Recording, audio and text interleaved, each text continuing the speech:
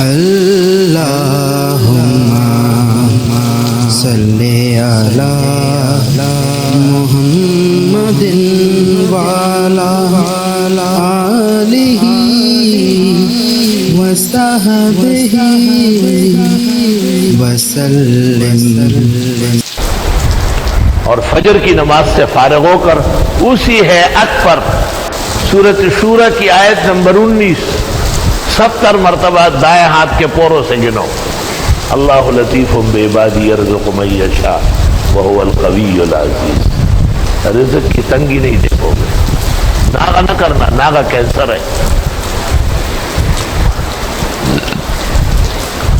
سورج نکلنے کے بعد جب اچھی طرح شعاع پھیل جائے، یعنی دہاتے شمس، 4 رکعت پڑھو۔ پہلی میں والشمس، دوسری میں واللیل، تیسری میں والضحیٰ، چوتھی میں الم نشرح۔ انشاءاللہ تعالی اللہ ہمیشہ ضرورت سے زیادہ عطا کرے گا۔ مغرب کی 2 سنتوں کے علاوہ 6 رکعت 2 کر کے پڑھو اوابین۔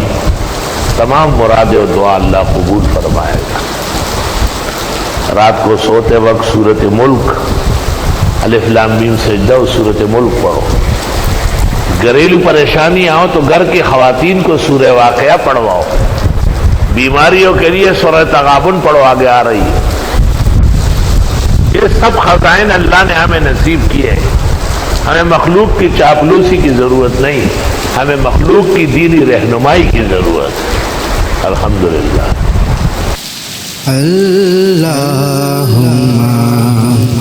صلی علی محمد وعلی آلہ وصحبہ وسلم۔